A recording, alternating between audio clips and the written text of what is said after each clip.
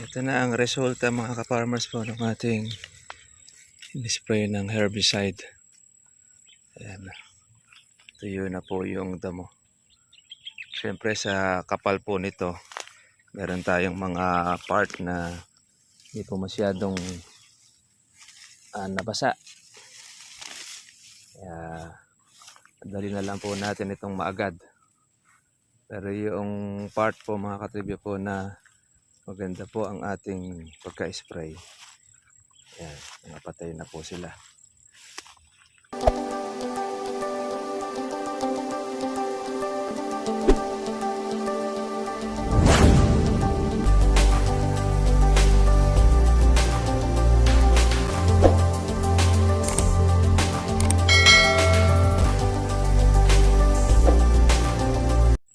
Ito na ang resulta mga ka-farmers po ng ating spray ng herbicide. Ayan. Tuyo na po yung damo.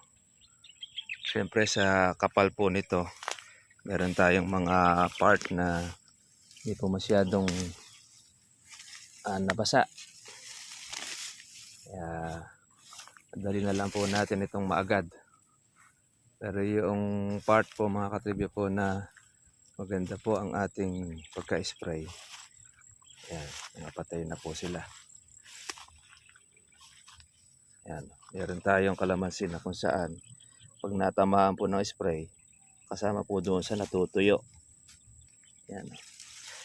Kaya ang ina-advise po natin bago tayo mag-spray, kailangan po ay clear na po muna yung ating kalamansi, lalo na pagka po bata. Iyan naman po mga ka-farmers ay pagka ganito na po ang edad, okay na lang po yan sa kanila. Hindi na po masyado po niyang iindahin. Compare po natin doon sa batang kalamansi. Ako po lalo na kukonti pa lang po ang dahon niya. Iindahin po yan. Pero yung part po na na-spray mga ka-farmers, maganda na. Lumito na po yung kanyang pagkalupa.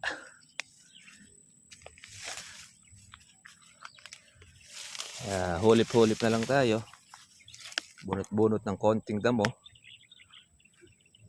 Yung hindi po natamaan. At least, bawas na po ang ating trabaho. Ayan o. Tama nga o. Kaya maghulip man tayo mga katribya, konti na lang. Yung sa amin po yung paghuhulip, yung babalikan po natin uli yung ating spray. Hindi na po siya ganun karami. Compare po doon sa talagang totally hindi po namatay. Pag po kasi mga ka-farmers ay hindi po namatay po ang damo, bagay nakiliti lang, ala na yon. Another bomba ka uli. Another gastos. Ang puhunan po natin, pamatay damo, ay mauuwi doon sa ating herbicide. Yan, ito po yung ating natanggal ang ating pong mga baging.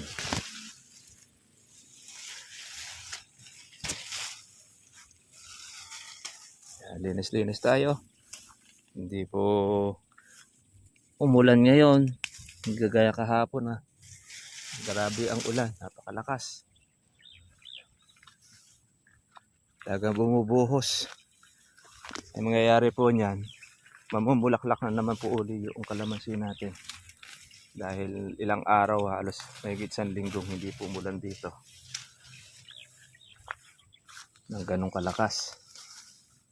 Kaya nakasingit tayo ng ating herbicide, mga katribya.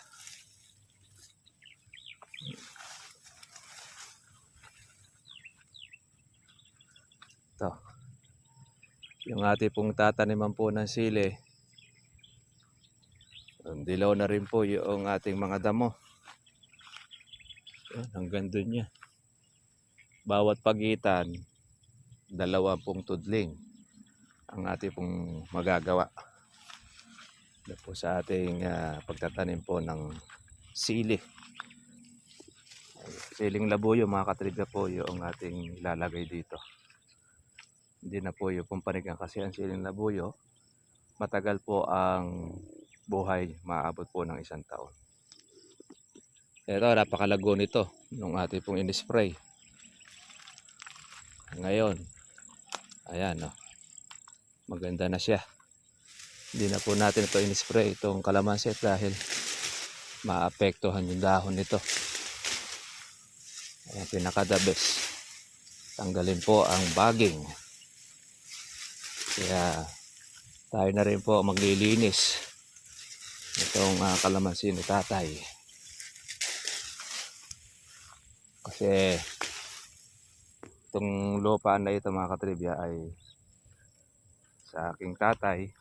Kaya nausap naman po natin na bago natin taniman po ng ating sili, ma-herbicide muna at mapatay po ang damo. Mapapansin po ninyo, pulo-pulo po siya. Iba-ibang araw po yung ating pong pag-spray. Sumisingit lang po tayo sa maganda pong panahon.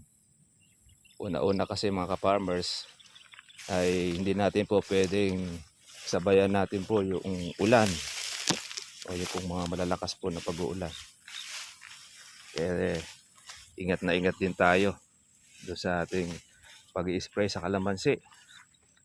Dahil may pagkakataon talaga matatamaan at matatamaan, lalo pagka ganitong makapal po ang damo.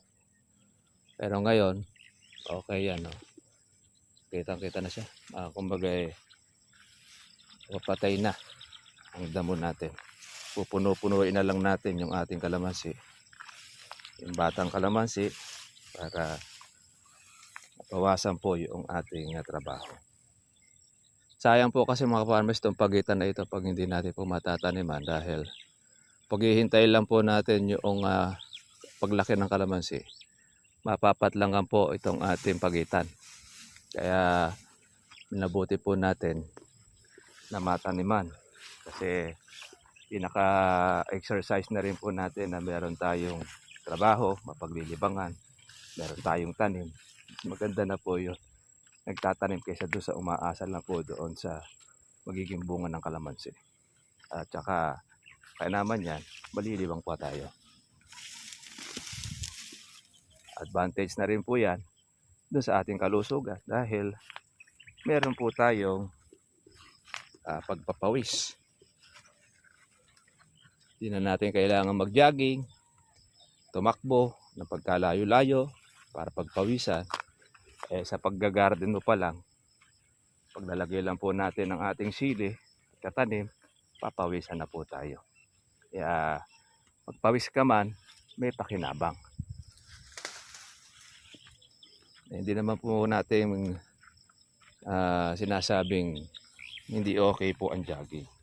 Actually, maganda naman talaga ang jogging, saka po yung walking.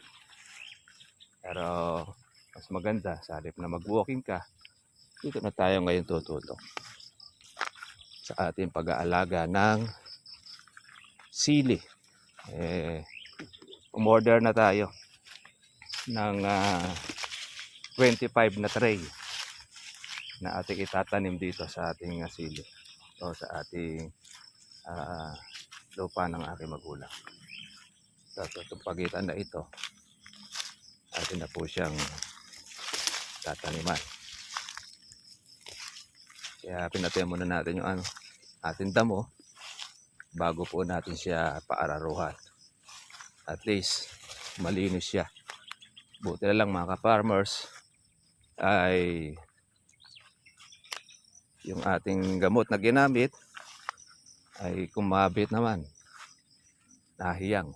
Maganda naman yung kanyang pagkapatay at lumilitaw po yung kanyang lupa. Compare po sa dati nating mga nagagamit na herbicide. Ito kasing gamit po natin mga ka-farmers, kalahating ligo lang po ng sardinas. 1 litro siya pero matapang. Inahaluan na lang po natin sa mga ka-farmers po noong ating pong pangmalambot.